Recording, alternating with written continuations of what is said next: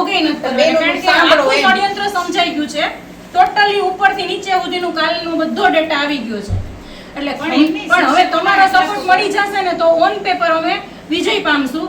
અને જો તમે નહીં અમને સપોર્ટ કર્યો કોણ સર, તો અમારે અમારા નોકરીના ભોગે આ વસ્તુ બલિદાન કરીને કરવું પડશે. સાહેબ, જે કામગીરી એ લોકો નથી કરી શકે એમ તો નથી જ કરી શકે, કોઈ પણ સંગઠન તમે ગમે એટલું દબાણ કરાવશો તો એ લોકો એમ કહે છે કે અમારી કામગીરી થાય એમ જ નથી. કેવું થશે ખબર છે, કદાચ હાલો કે 5 બહેનો બિચારી ફસકી જશે, એટલે મીન્સ કે આમાંથી નહીં કરશે કામ, લોટમાં લીટા કરી દેશે, એટલે સરકારને રૂપિયા બીજી વાર વાપરવા જ પડશે. સરકારને ઈ જેના નામમાં ચોકડી આવી છે એની પાસે જ કામ કરાવવું પડશે. એટલે પ્લીઝ તમને હૃદયના શુદ્ધ ભાવથી પ્રાર્થના કરીએ છીએ કે તમે જેટલી થાય એટલી મદદ કરો.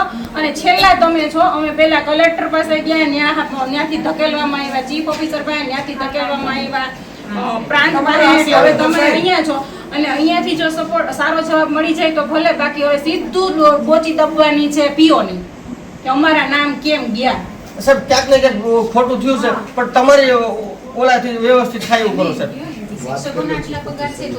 અને એને છતાં ઈ 25 હતા ને કાલે, ઈ 25 ને પ્રોબ્લેમ એ હતો કે એનું 35 દિવસ વેકેશન ના ગયા, એને ફરવાનું બંધ રહ્યું, એને લાખ પગારમાં એટલા ઇશ્યુ હતા કે એને 1.5 કલાક લીધી કિરણ પટેલ સરની લાખમાં, અને અમારા 10,000 માં ઇશ્યુ નહીં. વિચાર કરો, આ 5,000 માં ઇશ્યુ નહીં. વિચાર તો કરો કે આમાં જો બિલ પગાર આવે તો કોઈના કઈ લેવા દેવા નથી, કારણ કે શિક્ષક છો, મારી વાત સાંભળો, લાખ રૂપિયાનો પગાર વાળો આમાં કામ કરશે તો એને 25,000 મહેનતાણું મળશે, અને 5,000 વાળો કામ કરશે તો એને 25,000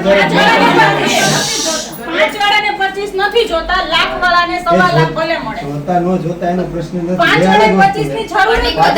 એ લોકોને સાહેબ કેવા 25,000 મળે છે કે એને ખ્યાલ છે, એને 25,000 કેવા મળે છે એને ખ્યાલ છે. હજી કોરોનાના પૈસા નથી આવ્યા. કદાચ અમારાથી ભૂલ થશે, તમે અત્યારે પૈસાનું કયો છો, અમારામાંથી ભૂલ થશે, કાંઈ કરશો કામ, એ લોકોને પેમેન્ટ નહીં કરવું હોય તો અમને એમ કહેશે બેન તમે આ કામ સરખું નથી કર્યું, પેમેન્ટ નહીં મળે. બરાબર. અમારું સમજવું. અને હવે હરીફરી હવે છે ને બેનોને વાચા આવી છે, એટલે કોકને તો ભોગ બનવું પડશે. એમાંથી કદાચ હું હોઈ શકું ભોગમાં, કે આમાંથી એકાદી ભોગ બને, નોકરી જશે, પણ બીજાનું સારું થઈ જશે. કારણ કે આ લોકોએ બહુ હદ વટાવી દીધી છે સરકારે, ખાસ કરીને સરકારની જ્યાં હોય ત્યાં ગધેડા વેચવું હોય ત્યાં આંગણવાડી અને આશા વર્કર, આંગણવાડી અને આશા વર્કર ગધેડા વેચવું હોય કોઈ કામ ન કરે ની કામ અમને આપી. કામ એટલું સર એટલે સર પ્લીઝ અમને કરાવી દો તમે. સાહેબ, કાલે પાછા ફરીવાર મળી આપણે.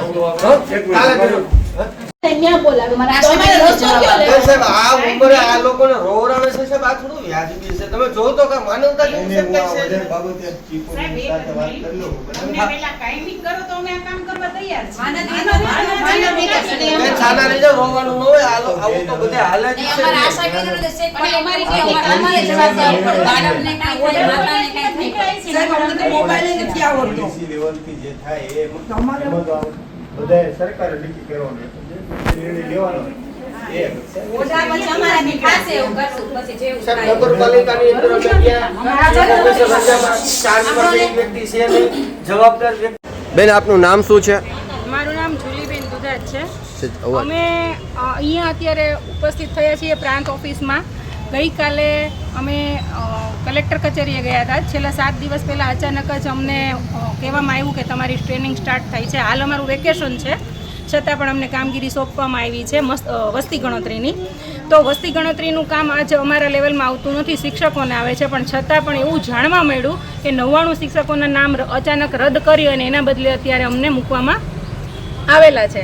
આ કામ અમારે નથી કરવું, એનો બહિષ્કાર અમે કરીએ છીએ. એટલે અમે કલેક્ટર કચેરીએ ગયા, ત્યાં અમને સંતોષકારક જવાબ ન મળતા અમને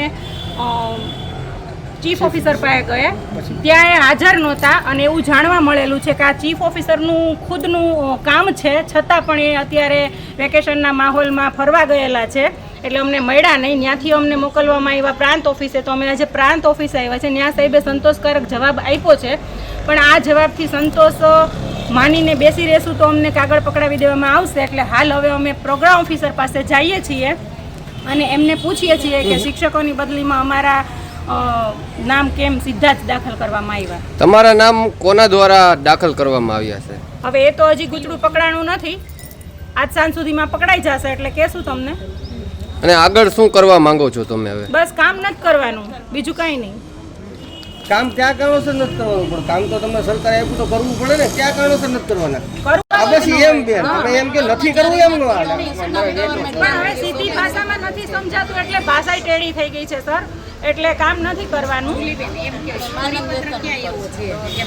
માનવ વેતનના માણસોને માત્ર ને માત્ર 5 કલાક જોબ કરીને છૂટું થઈ જવાનું, એટલે અમારી ખાલી બાળકો પૂરતી જવાબદારી છે અમે નિભાવીએ છીએ, બાકી ગવર્મેન્ટની કોઈ પણ કામગીરી અમે ન કરી શકીએ. અને કાં તો પછી સરકાર એવો અત્યારે કામ કરાવવું હોય અમારી પાસે તો ગવર્મેન્ટ કર્મચારી ગણવા પડે અમને, તો અમે કામ કરી શકીએ, અને વેતન વધારવું પડે તો અમે કામ કરી શકીએ.